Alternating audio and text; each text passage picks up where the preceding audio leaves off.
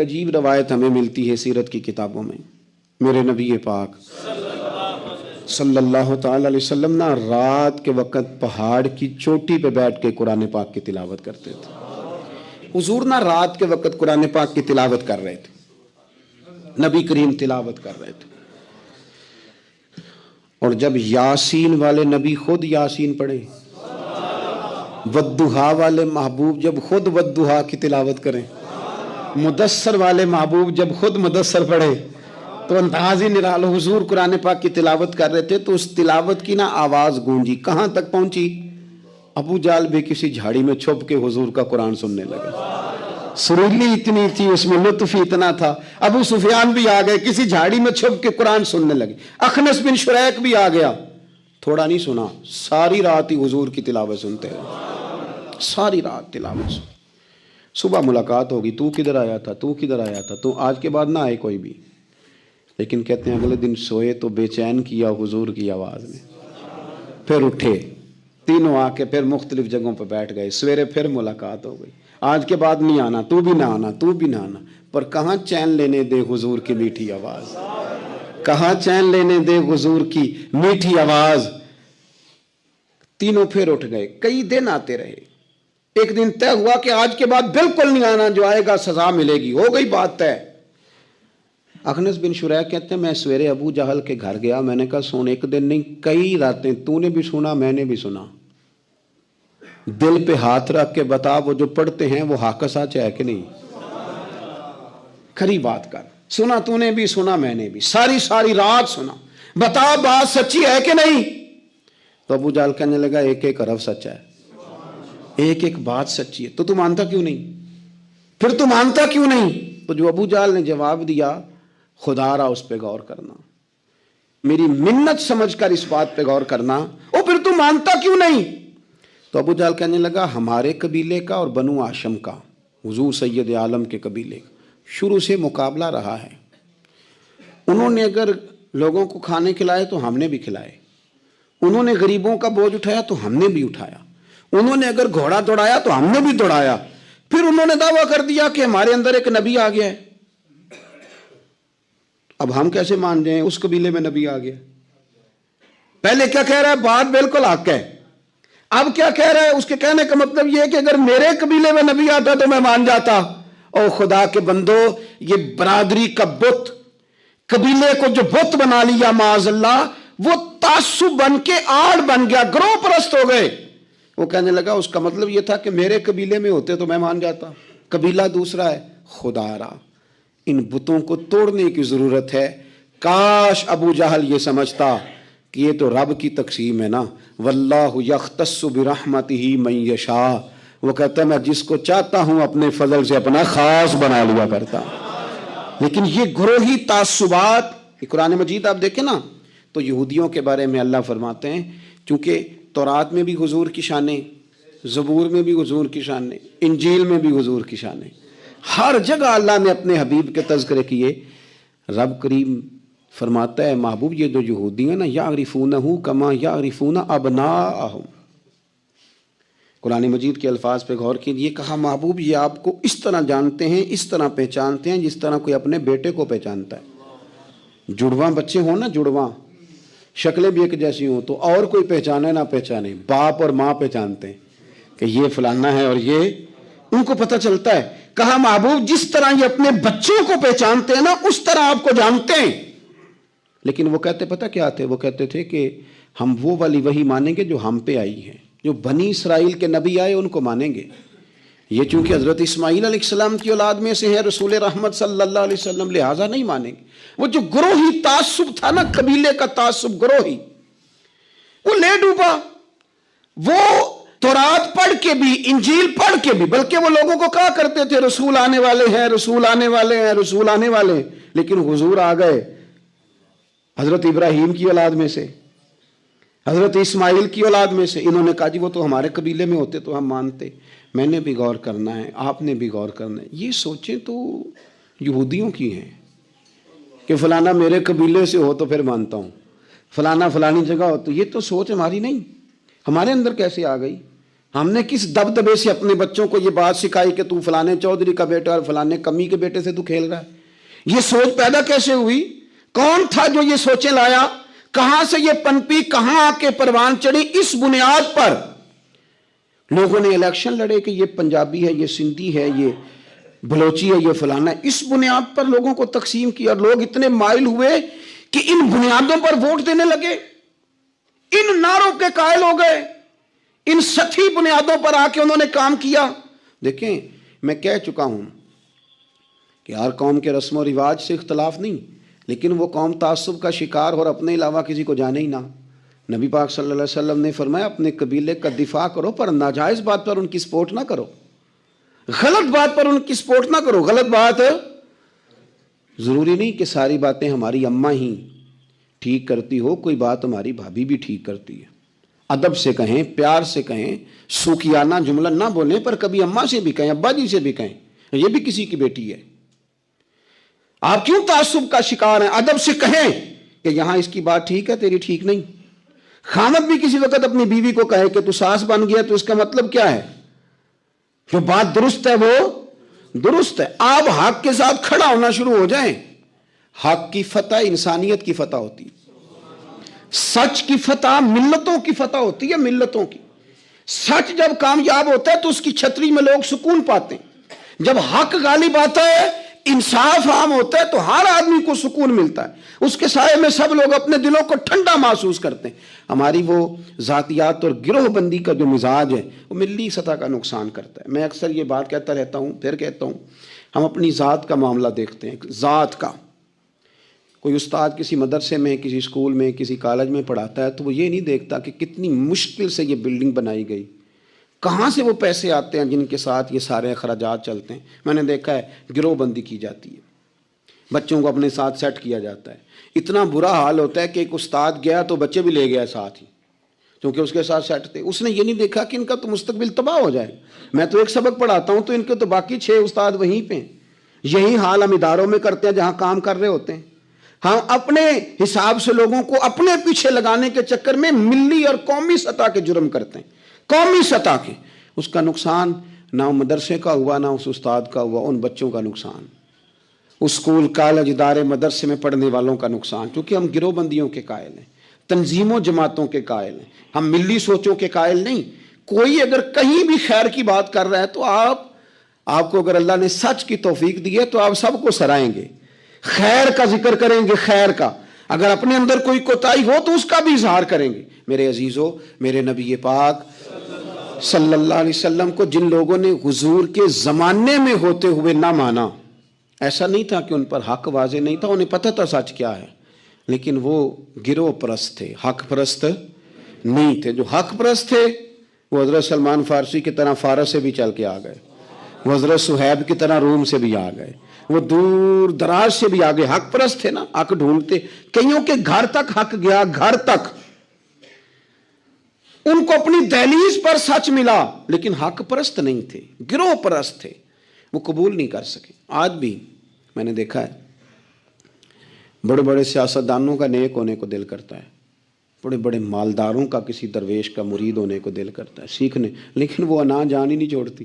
نہ چودھری صاحب کا کوئی پیر ہوتا ہے، نہ پڑھے لکھے آدمی کا، نہ مالدار، ان کا کیسے پیر ہوگا؟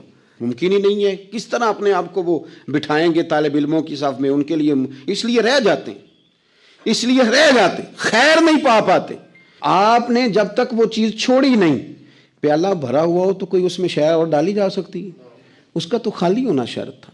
ہم بڑے بڑے بزرگوں کے پاس گئے لیکن پیالے بھرے ہوئے تھے، کیسے کوئی شے آتی؟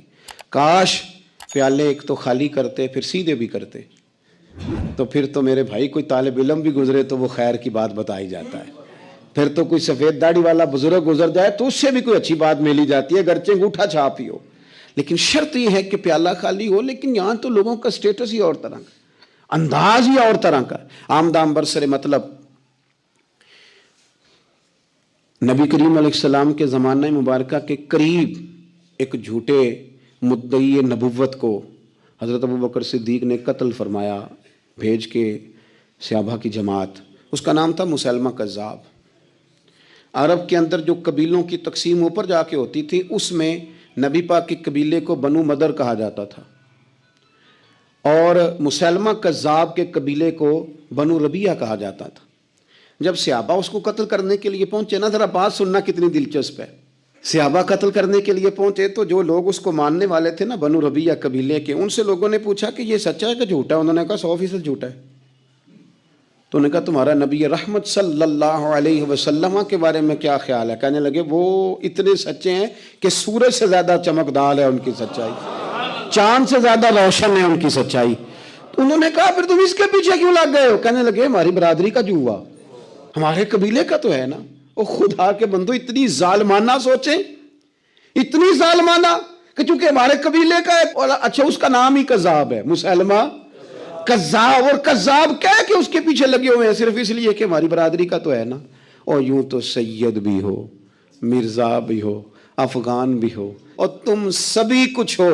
بتاؤ کہ مسلمان بھی ہو، اور تم سبھی کچھ ہو. پہلے بتاؤ کہ اپنی ملت پر قیاس اقوام میں مغرب سے نہ کر. اے کلندر لاہوری تیری قبر پہ رحمتیں ہوں. کہاں بیٹھ کے بات کرتا ہے، کہاں سوچتا ہے، کیا انداز اختیار کرتا ہے. کہنے لگے تو اپنی ملت پر قیاس اقوام میں مغرب سے نہ کر، تیرے قلم کے حسن پہ قربان جاؤں. کہنے لگی خاص ہے ترکیب میں قوم رسول ہاشمی. او مسلمان تو دیکھ تیرا مقام یہ ہے کہ تو رسول ہاشمی کی قوم ہے، تو رسول ہاشمی کی قوم ہے. تو کہتا میں جاٹ ہوں، میں باٹ ہوں، میں ارائی ہوں، میں فلاں، اور تو رسول ہاشمی کی قوم ہے. اور خاص ہے ترکیب میں قوم رسول ہاشمی. قوم رسول بولنا قوم رسول ہاشمی. یہ قوم رسول ہاشمی کی قوم بنو، رسول اللہ کی قوم بنو. ہمیں نہیں بننا فلانی برادری، فلانا قبیلہ، فلانا منصب، نہ قوم رسول خاص ہے ترکیب میں قوم رسول ہاشمی. رسول ہاشمی کی قوم بنے. آپ کو دیکھ کے لوگ پوچھو یہ کون ہے؟ کہ مصطفیٰ والے. یہ کون ہے؟ رسول خدا والے. یہ کون ہے؟ یہ کہتے ہیں غلام ہیں رسول کے غلام. یہ کون ہے؟ یہ نبی پاک والے، یہ حضور والے ہیں. ایک کی تقسیم ہو گئی تھی پورے مکے میں، ایک کی تقسیم تھی. مدینے میں ایک کی تقسیم تھی، عرب میں ایک کی تقسیم. وہ بلال ہے، یہ کون ہے؟ یہ رسول والا ہے. وہ مولا علی شیر خدا، یہ کون ہے؟ یہ رسول والے.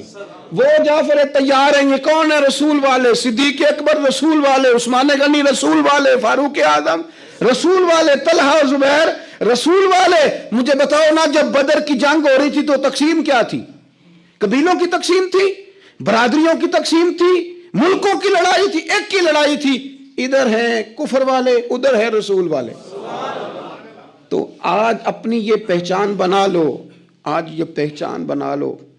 اعلیٰ حضرت فاضل بریلوی کہتے ہیں میں تو نبی پاک والا ہو کے مرنا چاہتا ہوں. لحد میں عشق رخ شاہ کا داغ لے کے چلے. میں نے یہاں نہ ایک دل پہ داغ لگایا ہے نبی پاک کی محبت. حضور کیوں لگایا؟ فرماتے ہیں میں نے سنا تھا کہ قبر اندھیری ہے تو یہ داغ لگا لیا، وہاں جاؤں گا تو یہ چراغ بن جائے گا. لحد میں عشق رخ شاہ کا داغ لے کے چلے. اندھیری رات سنی تھی، چراغ لے کے چلے. اور بیدم شاہ وارسی کہتے ہیں میں نے نا اپنے کفن کے اندر حضور کی یادیں چھپا لی. اپنے کفن کے اندر حضور کی یادیں چھپا کے لے گیا. میں مرا نا جب پس مردن فرشتوں نے تلاشی لی تو کیا نکلا. فرشتے آ کے ڈھونڈنے لگے کیا عمل لے کے آیا، کیا عمل ہے. انہوں نے ڈھونڈا، تلاش کی، رجسٹر کھولے، میرا کفن کھولا، ٹٹولا. کہتے پس مردن یعنی بعد مرنے کے پس مردن فرشتوں نے جو تلاشی لی تو کیا نکلا. فقط ایک دل کے گوشے سے خیال مصطفیٰ نکلا، صرف حضور کا خیال نکلا. اور میرے بزرگ فرماتے ہیں عشق سرکار کی ایک شمع جلا لو دل میں، بعد مرنے کے قبر میں بھی اجالا ہوگا. حضور والے بن کے جیو گے نا تو پھر حضور والے بن کے مرو گے. اور جب حضور والے بن کے مرو گے تو حضور والے بن کے اٹھو گے.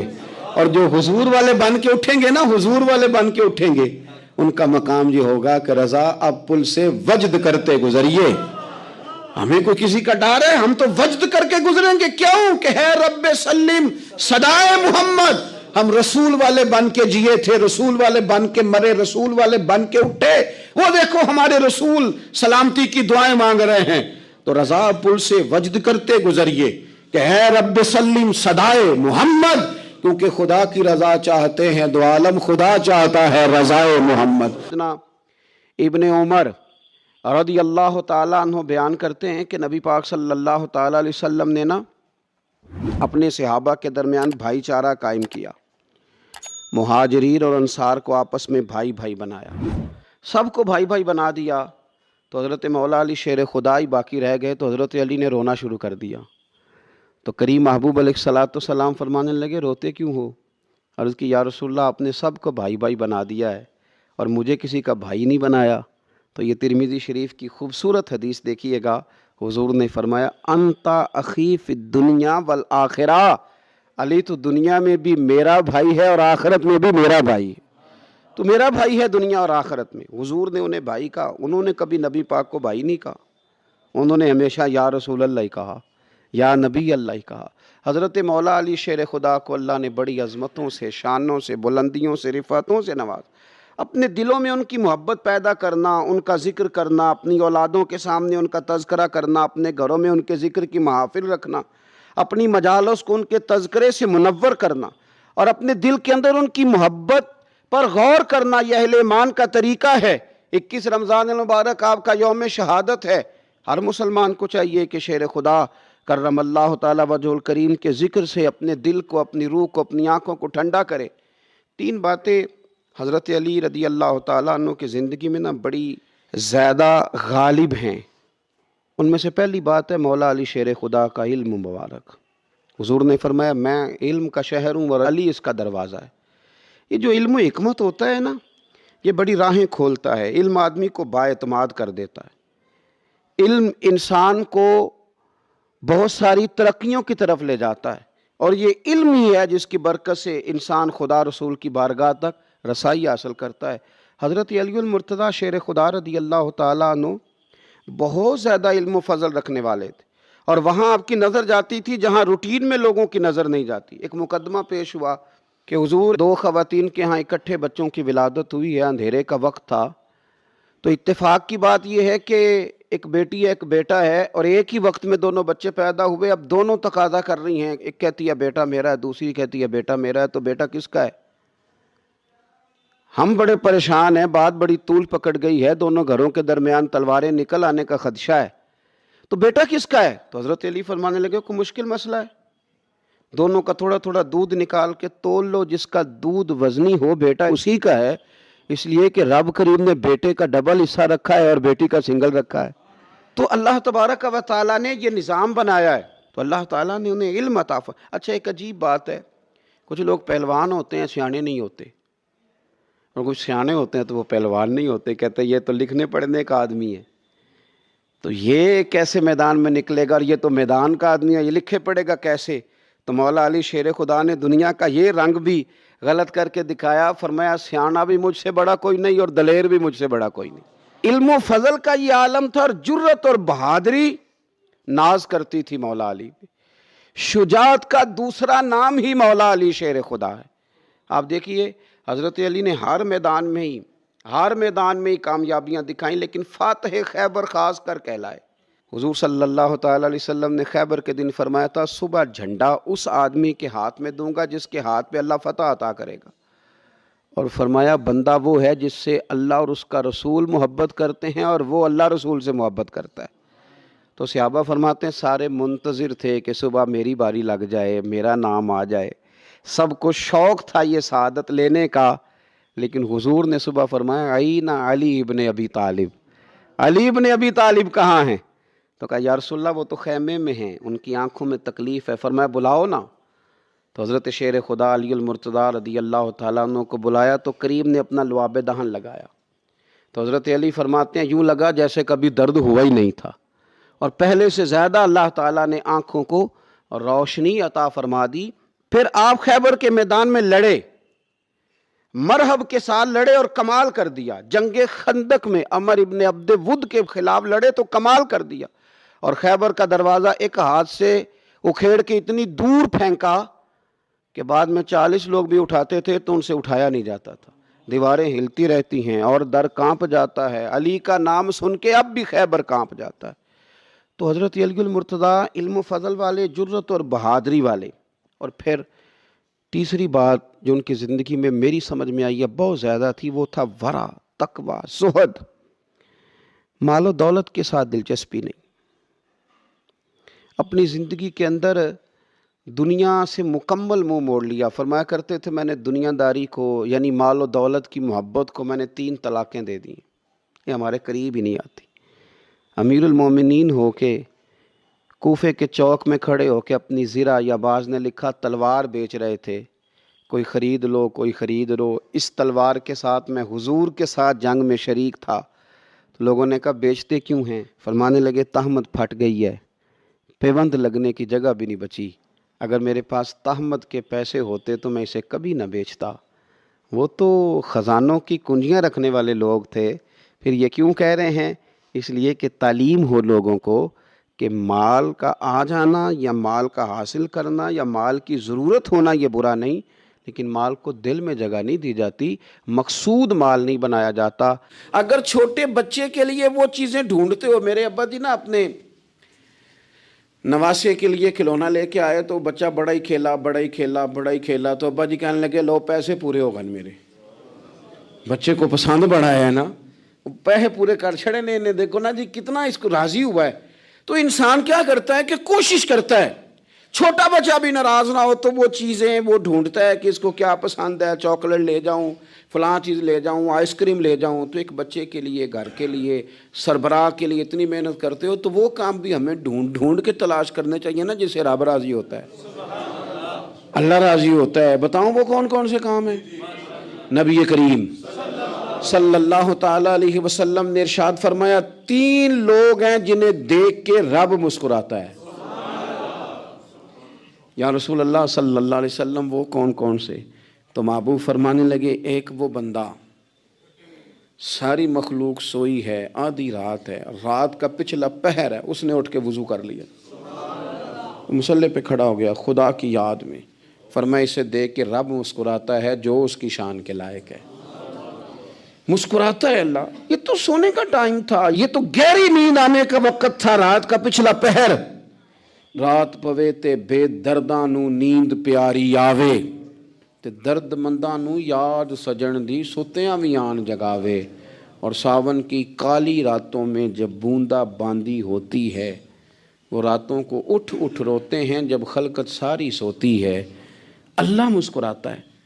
اور سننا میرے بھائی، میرے نبی پاک صلی اللہ تعالیٰ علیہ وسلم فرماتے ہیں جب مسلمان نماز کے لیے صفیں بناتے ہیں نا، ترتیب لگ رہی ہوتی ہے، اب اللہ کی بارگاہ میں کھڑے ہوں گے، قیام کریں گے، رکوع کریں گے، سجود کریں گے. فرمایا جب مومن صفیں بناتے ہیں تو رب دیکھ کے مسکراتا ہے، مسکراتا ہے. کمال ہو گئے عروج بندگی کا. جب بندے کو دیکھ کے رب مسکرائے، خدا بندے سے خود پوچھے بتا تیری رضا کیا ہے، مسکراتا ہے. اور میرے نبی پاک علیہ السلام فرماتے ہیں جب مجاہد جہاد کے لیے صفیں سیدھی کرتے ہیں. آج تو یہ رب کے نام پہ مرنے ہی آ گئے. یہ صفوں میں کھڑے ہوں گے، ترتیب سے لڑیں گے، ترتیب سے گلا کاٹیں گے کافروں کا یا شہادت لیں گے. فرمایا جب جہاد کے لوگ صفیں بناتے ہیں تو رب انہیں دیکھ کے مسکراتا ہے. کتنے نصیبوں والا وہ بندہ ہے جسے دیکھ کے مسکرا دیا. او یار کبھی تیرا بیٹا تیرے سامنے مسکرائے نا چھوٹا تو تیرا دل باغ باغ ہو جاتا ہے. تیری ماں بیمار کسی ایک دن صحیح طرح ہنس پڑے تو طبیعت خوش ہو جاتی. مجھے بتاؤ نا جس کا رب بھی اسے دیکھ کے ہنس پڑے، جو اس کی شان کے لائق ہے، کیا اس بندے کے نصیبیں ہیں، کیا اس کے مقدر ہیں.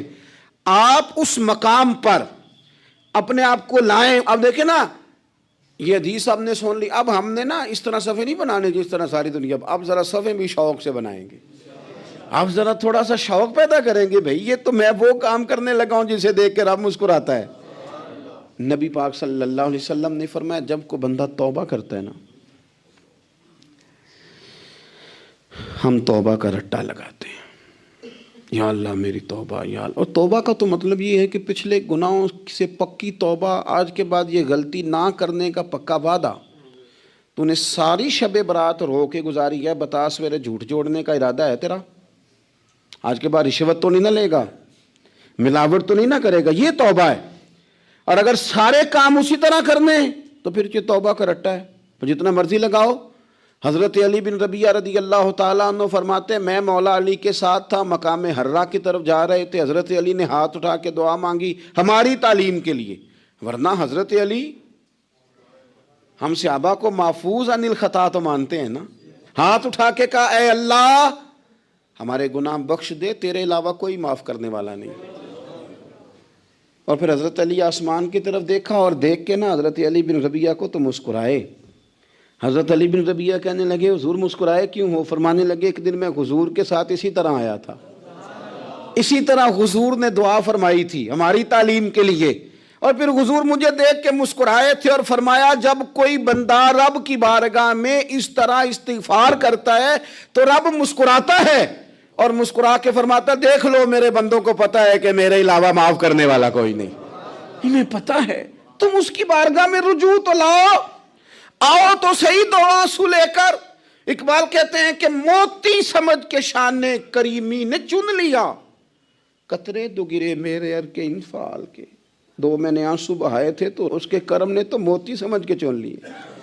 سنو نا حضور اس استغفار کو، اللہ کو یار رات کو توبہ کر کے سونا چاہیے ہمیں، کچھ غلطیاں ہم کرنا نہیں چاہتے پر ہم سے ہو جاتی ہیں، کچھ دل ہم توڑنا نہیں چاہتے پر وہ ٹوٹ جاتے ہیں، ہماری مجبوری ہوتی ہے ٹوٹ جاتے ہیں۔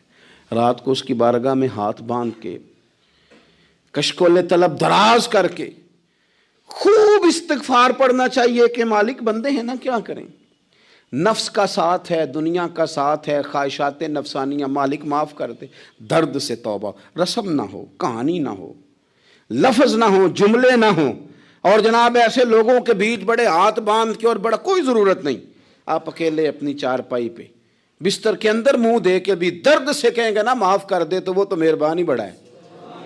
میرے نبی پاک صلی اللہ علیہ وسلم مثال دیتے ہیں، فرمایا ایک آدمی صحرا میں جا رہا، صحابہ سے حضور خطاب کر رہے ہیں، فرمایا ایک آدمی صحرا میں جا رہا تھا، اس نے اپنی اونٹنی پہ کھانا پانی پیسے ہر چیز رکھی ہوئی تھی، صحرا تھا بہت بڑا، درمیان صحرا کے گیا تو تھوڑا سا سستانے کے لیے آرام کرنے کے لیے اونٹنی سے نیچے اترا، اب اس نے اونٹنی کی لگام اونٹنی کی نکیل اپنے سرہانے کے نیچے رکھی، ہاتھ کے ساتھ پکڑی اور سو گیا۔ تھوڑی ہی دیر کے بعد جب اس کی آنکھ کھلی تو دیکھا اونٹنی غائب ہے۔ صحرا میں وہ پیدل نہ آگے جا سکتا ہے نہ پیچھے جا سکتا ہے، نہ دائیں نہ بائیں، کھانے کو روٹی نہیں، پینے کو پانی کا قطرہ نہیں، تھوڑا ادھر بھاگا ادھر بھاگا، تھک گیا۔ کریم محبوب فرماتے ہیں وہ پوری طرح نڈھال ہو گیا اور مایوس ہو گیا، معاذ اللہ، مایوس ہو کے دوبارہ اسی جگہ آ کے لیٹ گیا جہاں پہلے لیٹا تھا، انتظار کرنے لگا کہ اب موت ہی آئے گی، آخری وقت ہے، اب نہ میں پیدل یہ صحرا کراس کر سکتا ہوں، نہ پیچھے جا سکتا ہوں، نہ کھانا ہے نہ پانی ہے، سوائے موت کے کوئی سہارا نہیں۔ حضور فرماتے ہیں وہ رستے میں دوبارہ لیٹ گیا، اچانک اس نے رخ بدلا تو اونٹنی سامنے کھڑی تھی۔ حضور نے صحابہ سے پوچھا بتاؤ نا اسے بھلا کتنی کو خوشی ہوگی؟ یا رسول اللہ جی سے نئی زندگی مل گئی ہے۔ آپ دیکھیں نا سارے ڈاکٹروں نے کہہ دیا کہ اس کے تو گردے معدہ جگر ہر چیز ختم ہے، گھر لے جاؤ خدمت کرو، ہر طرف پریشانی ہے۔ وہ بندہ بھی سمجھ گیا ہے کہ آخری وقت آ گیا، کل جاؤں پرسوں جاؤں، تیاری ہو گئی، سب لوگ آ گئے، باہر والے بھی آ گئے، یہ ماحول ایک عجیب رنگ اختیار کر گیا۔ اچانک ایک ڈاکٹر نے آ کے کہا نہیں نہیں غلطی لگ گئی تھی۔ مجھے بتائیے انداز کیا ہوتا ہے؟ بغیر دوائی کے بندہ اٹھ کے کھڑا نہیں ہو جاتا، او میں تو بچ گیا ہوں۔ نبی پاک صلی اللہ علیہ وسلم فرمانے لگے اس کی اونٹنی مل گئی، بتاؤ بھلا اسے کتنی خوشی ہوگی؟ یا رسول اللہ وہ تو دوبارہ دنیا میں آ گیا۔ حضور فرمانے لگے اسے کچھ بھی خوشی نہیں ہوئی۔ جب کوئی رب کا گناہ گار بندہ آ کے توبہ کرتا ہے، رب کو اس سے کئی گنا زیادہ خوشی ہوتی ہے۔ میرا بندہ آ گیا ہے، میرا بندہ آ گیا ہے، میرے گھر آ گیا۔ اس نے آنسو بہائے ہیں، اس نے کہا اللہ میں تیرا ہی ہوں، تیرا ہی رزق کھاتا ہوں، تیری ہی زمین پہ رہتا ہوں، تیرے نام سے میری سانسیں چلتی ہیں۔ وہ آ گیا، فرمایا اس اونٹنی والے سے زیادہ رب کو خوشی ہوتی ہے جب گناہگار آ کے توبہ کرتے۔ گناہگاروں کے آنسو اس کی بارگاہ میں بڑے مقبول ہیں، لیکن ہم رسم ادا کرتے ہیں، توبہ نہیں کرتے۔ ہم اپنے آپ کے ساتھ دھوکہ کرتے ہیں، جھوٹ بولتے ہیں، ہم بندہ کوئی ناراض ہو جائے تو ہمیں کو نہیں نیند آتی، اس کے گھر چلے جاتے ہیں۔ ہم اپنے سارے رشتوں کو، تعلقات کو مینٹین کر کے رکھنے کے عادی ہیں۔ ہمیں پتہ ہے کہ وہاں میں نہیں جا سکا تو بیٹا بھیجتا ہوں، فلاں شادی پہ میں نہیں جا سکا تو بھتیجا بھیجتا ہوں، بھائی بھیجتا ہوں۔ ہر تعلق کا ہم نے خیال رکھا کوئی روٹھ نہ جائے۔ لیکن کمال ہے نا، یہ نہیں سوچا کہ اگر رب روٹھ گیا تو جب وہ روٹھ جائے نا تو سارے رشتے بھی بندے کے پاس موجود ہوں تو کوئی کارآمد نہیں ہوتا۔ پھر کروڑوں روپیہ جیب میں ہوں تو ڈاکٹروں کی دوائیاں اثر نہیں کرتی۔ وہ روٹھ جائے تو پھر انسان اس طرح سے پھسلتا ہے کہ بڑے بڑے اس کے پاس دروازے ہوتے ہیں پر کسی جگہ اس کا ہاتھ نہیں لگتا۔ خدا را خیال کریں، دنیا روٹھتی ہے تو روٹھ جائے، رب رسول ناراض نہ ہونے پائیں، اس کا خیال کریں۔ حضور فرماتے ہیں وہ مسکراتا ہے، اسے خوشی ہوتی ہے جب کوئی اس کا بندہ اس کی طرف رجوع کرتا ہے۔ میرے عزیزو، رسول پاک صلی اللہ تعالی علیہ وسلم نے ان لوگوں کے تذکرے کیے جنہیں دیکھ کے رب مسکراتا ہے۔ ہم نا گناہگاروں پر بھی فتویٰ دینے میں جلدی کرتے ہیں اور نیکی پر بشارت دینے میں بھی جلدی کرتے ہیں، حالانکہ یہ ہماری ذمہ داری نہیں۔ پتہ نہیں اللہ تعالیٰ کس کو کب توفیق توبہ دے کے اپنے قریب کر لے، لیکن بڑی جلدی ہے، بڑی جلدی فتویٰ دینے میں۔ اور یہ فتویٰ اب صرف مفتیوں کا نہیں رہ گیا، یہ میری طرح کے، آپ کی طرح کے ڈھیروں لوگ ہیں جنہوں نے جیبوں میں فتوے ڈالے ہوئے ہیں۔ بھئی آپ نے کیوں ذمہ داری لے لی ہے جنت میں داخل کرنے کی اور نکالنے کی؟ یہ تو میرے رب کریم کا کرم ہے، وہ جس کو چاہے جب چاہے جتنا چاہے عطا کرے۔ لیکن کچھ لوگ نا بڑے پکے ہو گئے ہیں کہ شاید جو میں سوچ رہا ہوں وہی درست ہے۔ کبھی کبھی کچھ چیزیں عجیب بھی ہوتی ہیں، لہذا خدا کی رحمت پر بھروسہ کر کے بات کرنی چاہیے، اپنی مرضی کے فتوے نہیں داغنے چاہیے۔ وہ دیکھو جی فلانا بندہ یوں کر رہا ہے، آپ کو پتہ ہی نہیں پوری بات کا، آپ کو علم ہی نہیں پوری بات کا۔ حضرت بہاءاللہ نقشبند بخاری رحمۃ اللہ علیہ فرماتے ہیں میں حج کرنے گیا تو وہاں میں نے ایک آدمی کو کروڑوں کا کاروبار کرتے دیکھا تو میرے دل میں خیال ہے یہاں بھی اللہ اللہ کرنی چاہیے تھی، دنیا داری کر رہا ہے۔ لیکن فرماتے ہیں حج سے فارغ ہوئے تو میں نے دیکھا وہی بندہ سارا کچھ رب کی بارگاہ میں خیرات کر رہا ہے، اور سینکڑوں غریب حاجی ہیں جن کو پورے خرچے دے رہا ہے۔ تو میں نے وہیں اپنی سوچ سے توبہ کی کہ میں کہاں تھا۔ بڑی جلدی کھڑے نہ ہو جائیں۔ حضرت حسن بصری رحمۃ اللہ تعالیٰ علیہ ارشاد فرماتے ہیں کہ میں دریا کے کنارے گیا تو وہاں میں نے ایک شخص کو دیکھا، وہ اپنی ایک خاتون کی گود میں سر رکھ کے بیٹھا اور قریب ایک بوتل بھی پڑی ہے۔ میرے دل میں معاذ اللہ خیال آیا کہ دیکھو کس انداز میں ایک عورت کے ساتھ یہ ہے، اور پاس بوتل بھی پڑی ہے، جانے شراب ہے۔ کہتے میں سوچ ہی رہا تھا کہ اچانک ایک کشتی آ رہی تھی دریا میں، وہ ہجکو لے کھائے، کشتی میں 4-5 لوگ تھے، وہ دریا میں ڈوبنے لگے۔ وہ آدمی تیزی سے اٹھا، دریا میں چھلانگ لگائی، پہلے ایک کو نکالا، پھر دوسرا نکالا، پھر تیسرا نکالا، ایک بندہ رہ گیا۔ کہنے لگا حضور مجھے تو آپ نے گناہگار سمجھا ہے، میں تو بڑے غلط انداز میں یہاں بیٹھا ہوں، آپ نے جو سوچا، چلیں یہ چوتھا بندہ آپ نکالنا ہے، کرے نا یہ کام، کرے نا یہ کام۔ بڑے بھولے بھالے، بڑے اللہ والے، ریاض آپ کو بس ہم ہی جانتے ہیں، اتنی جلدی فتویٰ۔ حضرت حسن بصری فرماتے ہیں میں پشیمان ہوا، میں نے کہا مجھے تیرنا نہیں آتا، تو دیر نہ کر، چوتھا ڈوب نہ جائے۔ کہتے اس نے چھلانگ لگائی، چوتھا بھی نکال لایا، اور کہنے لگا حضرت آپ نے جلدی کی سوچنے میں، یہ بی بی میری ماں ہے اور یہ سرکے کی بوتل ہے۔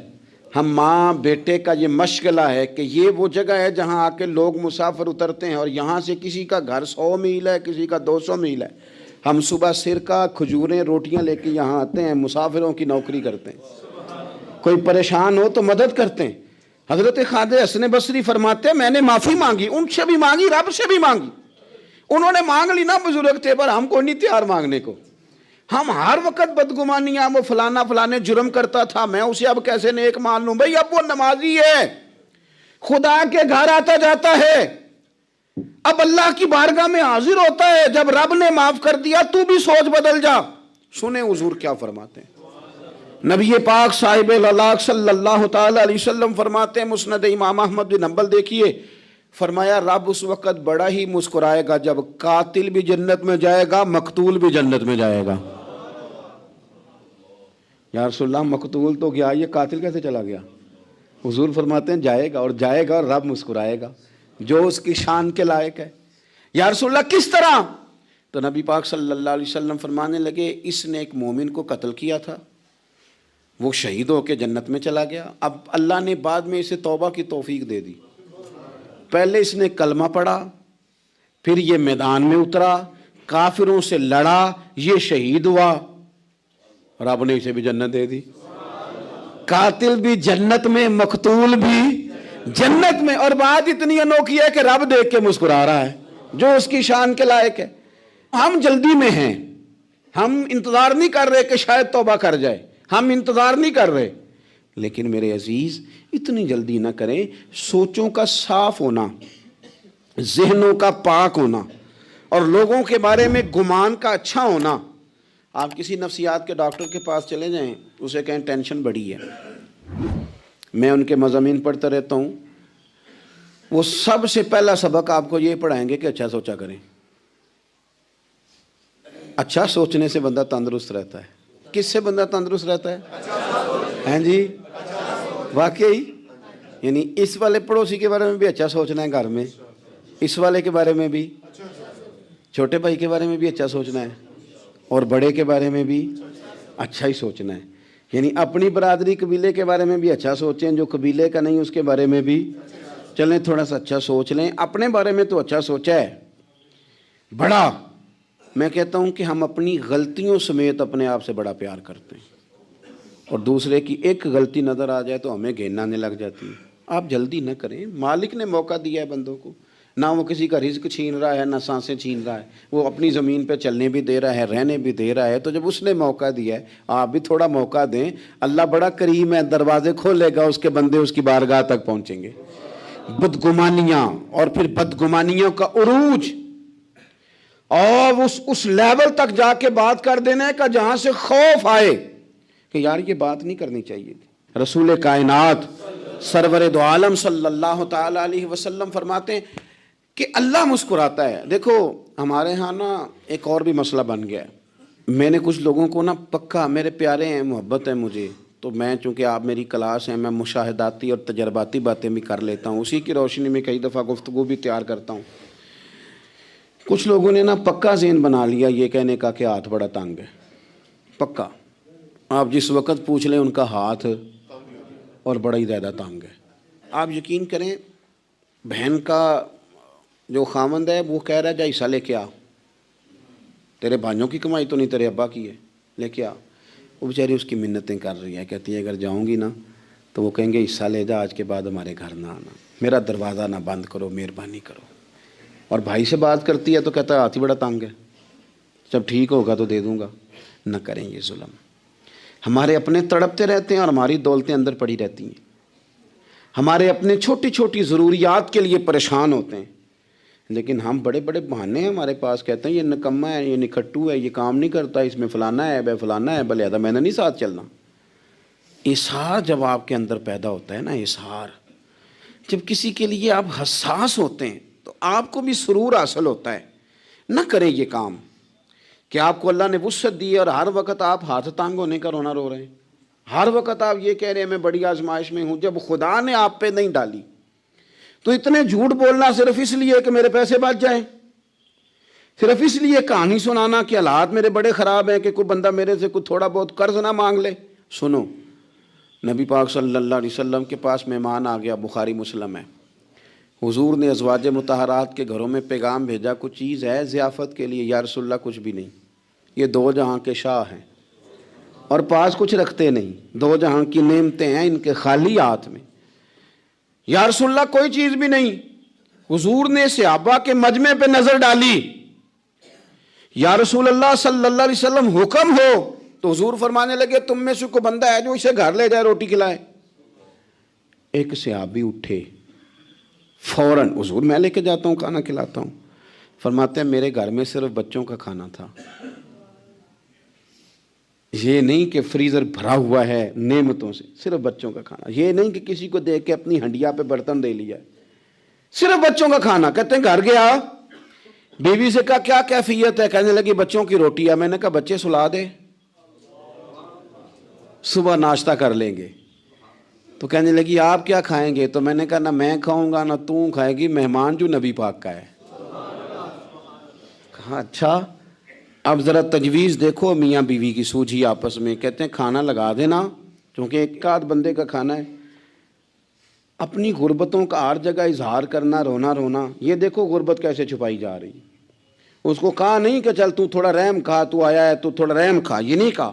کہا اٹھ کے نا تو کھانا رکھنا اور اٹھ کے نا چراغ ٹھیک کرنے کے بہانے بجھا دینا۔ ہم دنیا والوں کے سامنے کیوں اپنے دکھ بیان کریں؟ ہم جو کہیں گے رب رسول کی بارگاہ میں کہیں گے۔ تو نا چراغ ٹھیک کرنے کے بہانے، اہلیہ اٹھی، کھانا دینے کے بعد چراغ ٹھیک کرنے کے بہانے بجھا دیا۔ خامد بھی ہاتھ چلاتے رہے، بیوی کبھی برتن رکھتی کبھی اٹھاتی، پتہ چلے کہ کھانا کھا رہے ہیں، کھانا کھایا جا رہا ہے۔ کہتے ہیں مہمان پیٹ بھر کے کھانا کھا گیا۔ یہ کام ہوا رات کے اندھیرے میں، اس وقت ہوا جب چراغ بھی بند تھا، اس وقت ہوا جب کوئی دیکھنے والا نہیں تھا، کسی پڑوسی کو بھی خبر نہیں تھی۔ فرماتے ہیں صبح کے اجالے میں اس مہمان کو لے کے مسجد نبوی میں نے قدم رکھا تو نبی کریم نے فرمایا رات جو تم نے کام کیا ہے نا اسے دیکھ کے میرا رب بڑا مسکرایا ہے، اللہ بڑا مسکرایا ہے۔ اللہ تر دامنی پہ شیخ ہماری نہ جائیے، ہم دامن نہ چھوڑ دیں تو فرشتے وضو کریں۔ یہ شان ہے صحابہ کی۔